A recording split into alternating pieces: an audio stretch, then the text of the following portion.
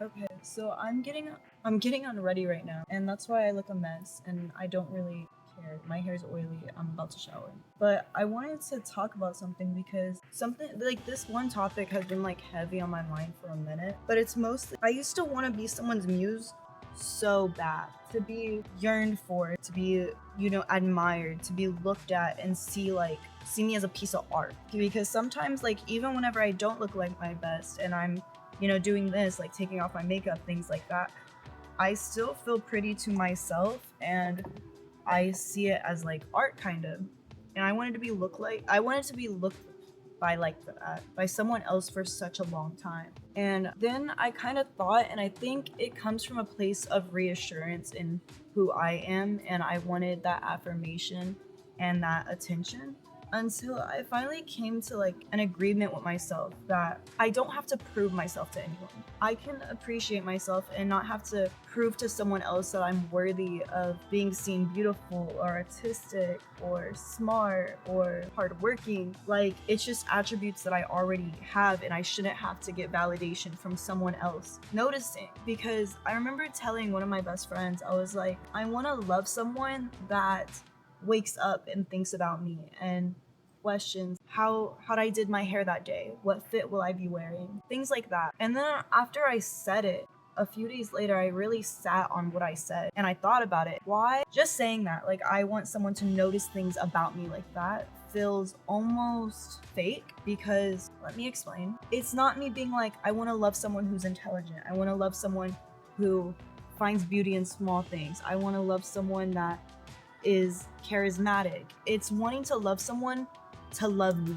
So I realized I really had to sit there and love myself hard and fall in love with myself. Look at myself almost like objectively in order to see myself from third person perspectives, which kind of contradicts everything I'm saying. But to validate myself, doing that gave me the validation I needed to where I am not looking for a relationship. I don't want a relationship. I'm not trying to satisfy a need. I don't need sex. I don't need that companionship. I don't need that affection. I started putting that energy into my friends, enjoying who I'm hanging out with, building deeper bonds with the people I already have. Because if you appreciate what you have, your return will be a lot bigger than your initial investment. That's what I've been doing recently, and just been appreciating people around me and what I provide. I've been listening to my mistakes. I've been listening to them very loud.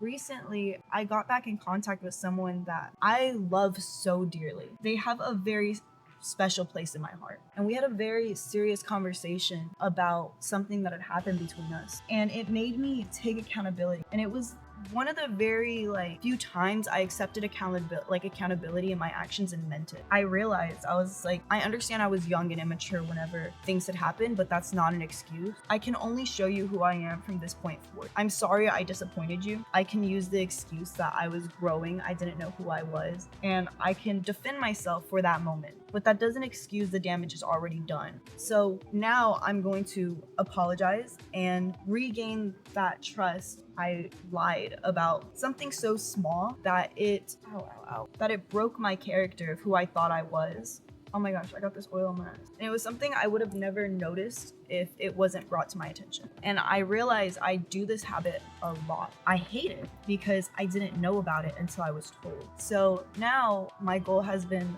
breaking that habit because I don't like hurting people. And it's such a minuscule hurt, but it's kind of like a recluse spider bite. It's such a small bite, but over time, left untreated, will just dig and eat your skin until you're left with nothing. Things like that. You gotta fix. You can't just ignore the parts that are wrong about you. You have to fix them and actually mean it, and don't just perform for an audience. Perform because you love yourself and you wouldn't want that happening to you. But I've just been enjoying, I want to say, finding myself. It's so fun to go out to a club and not be looking for attention, just to enjoy moments with my friends. It's so nice to talk to new friends and not immediately start fantasizing about some fake relationship because I'm bored. Like I said before, nurture what you already have. And so even if I like the comforts of being in one, I don't want a half-assed relationship. I don't want to force anything. I don't want to trap anyone into a relationship, I want someone to appreciate me for who I am, and I want to appreciate them for who they are. Because I've also in the past have dated people just because I could, or just because it feels easy in the moment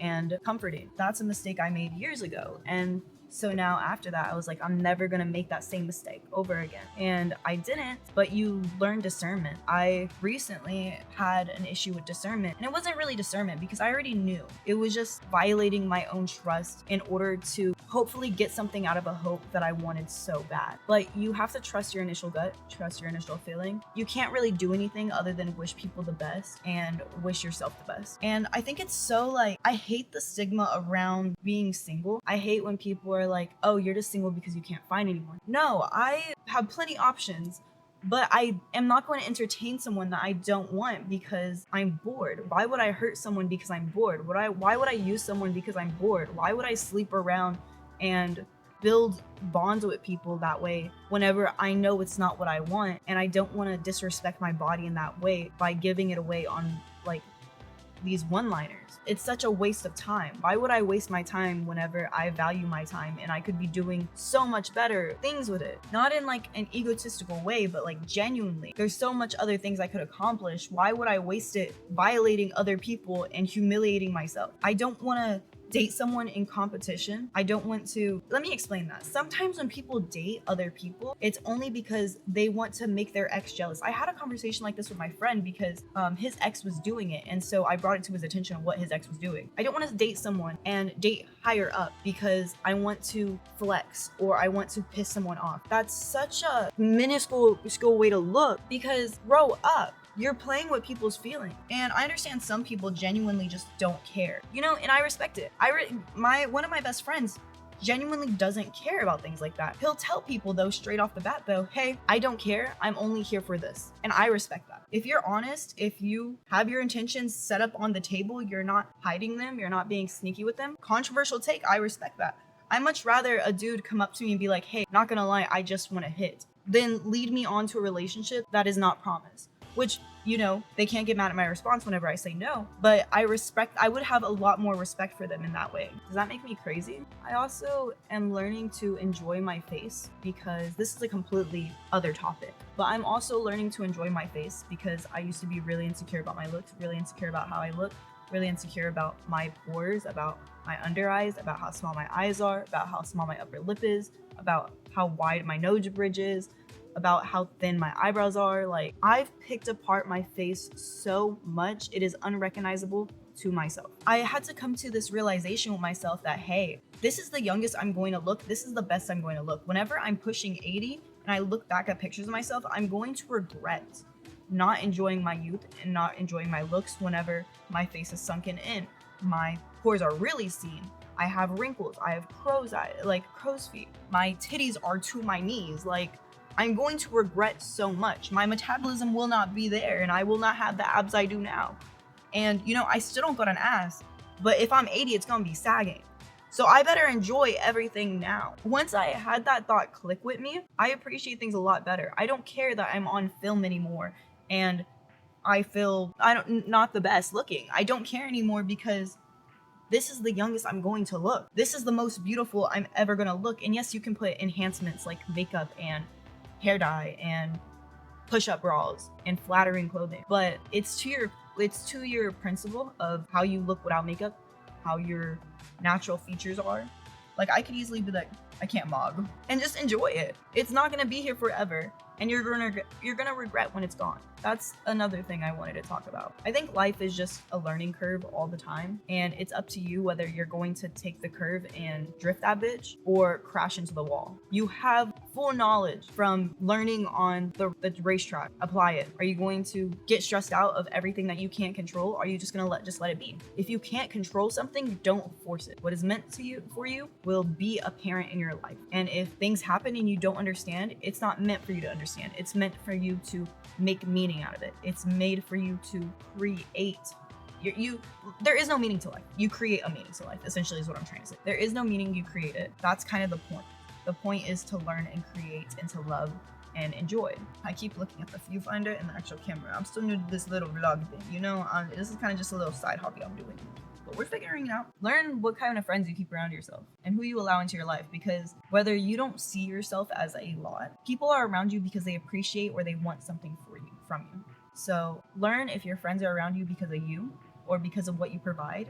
And when I mean what you provide, I even mean to an emotional standard. I have a friend that will only hit me up whenever they're going through it emotionally, and I had to step back. I am not a therapist. Can only tell someone so many stuff and have them repeat the same mistakes over and over again until they just have to learn the hard way. Because if you keep catching someone that falls, they're never gonna realize they have a parachute. They will just keep falling flat on their face, expecting you to save them because it's comforting for them. They see the parachute on the rack, but they won't pull it because they're scared. What if it doesn't land? Okay, what if your friend doesn't catch you? Then what are you gonna do? You don't have your parachute then. Your friend doesn't catch you. And that's harsh, but it's life. You can't be controversial take, but you can't have a weak mentality to deal with hard situations. And you can't view yourself as less than and trick yourself into thinking you are weak, because I don't believe anyone is weak.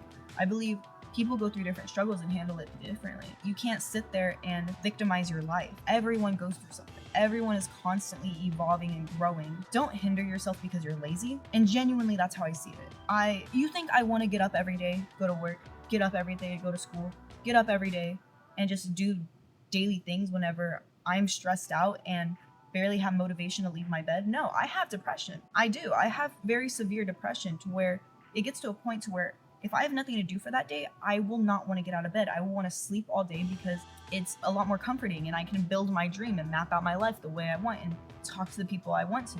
But that's not real life. It's just like when people lock themselves into video games instead of going outside. It's not real life. It's a fantasy.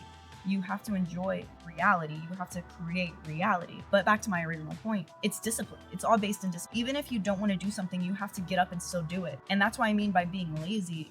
I have ambition, but I lack motivation. And then I realize motivation isn't, to some people it's natural, but for most people it isn't natural. It's backbone behind discipline and resilience. You have to learn to push yourself. If you never learn to push yourself, you'll never get higher. You have to keep pushing yourself. You have to build resilience. Create structure in your life. If there is no structure, you're never going to get anywhere. You can't have a house without a foundation. Even little things like making your bed in the morning, it gives your brain little dopamine rushes. Believe it or not, I remember getting so mad at myself because I was severely depressed and my friend was like, hey, go outside, draw, sit in the sun for a little bit, listen to your music, drink some water, and eat a good meal that day. And I was just like, this is the stupidest advice I've ever been given. Like, what the fuck is that gonna do for me? This is the dumbest thing I've ever heard. Guess what? I did it, and I actually felt better. Because believe it or not, your body, you're a species. Okay, we're humans and we have consciousness, but you are a species. You need sunlight, you need food, you need water, and you need comfort. Humans won't even reproduce if they are not in comfortable environments. You are an animal. Whether you like it or not, you are an animal. You need basic survival things. So if you do them, voila, you will become just a slight bit happier. And if you're consistent with it, that mood will be a little bit better. You have to train your nervous system to reset. If your nervous system is constantly in survival mode, you have to train it, and it is very painful and it is very annoying, and you have to hit rock bottom to realize some change needs to happen because people are very hard-headed. I am very hard-headed. You have to train yourself, kind of like a dog. You're an animal, so it makes sense. You have to train yourself, and with that, after you do the hard part, it will become easier and easier and easier, and something else will come. It'll get hard again. You do it again. It gets easier. It gets easier. And eventually, life will never get super simple, but you will learn how to handle the obstacles that come your way. And that is really all you can ask, is to be able to allow yourself to receive wisdom. Because you can know things all you want. Without wisdom and discernment, you're not getting anywhere in life. I have a camera that I bought that I'm still learning how to use. I sell this camera, and I know all the features on it. I know the best the best settings for it, how it works, how it will perform in low light, the kind of sensor it has, the type of mics that will work best with it. I know all this stuff. I got the camera. I am learning how to use the camera because even though I can read all this on a paper, I've never used it myself. So I'm setting all the settings, I'm doing all the stuff, I'm setting it up. I don't have experience, which is why for a lot of jobs, hate it or not, you need to have experience in order to do them, because that's where all your work comes from. You can be logical, but without common sense and without experience, you won't get nowhere. Like, you can know about portion ratio in your photos, but you have to use it in real life in order to actually get a good feel for it. And that's just an analogy. Hopefully you get what I'm saying. Apply that to life. Kind of been talking for a little bit, and I kind of got an attitude with it. Sorry. But it's just a little rant I wanted to go on. Hopefully I'm not crazy in my thoughts. I don't know. I feel like I'm a pretty good person, and saying these things are true to myself. I'm not saying everyone has to take it and use it. I'm just saying they're true to myself, and maybe other people that have my experience can apply them. Don't be scared to take risks. As long as you're a good person and you try your best, continuously try your best, because I don't expect anyone to be perfect. I'm not perfect. I'm far from it. I think I'm trying my best, and I expect the same from other people, because as I say in every video, I hate wasted potential.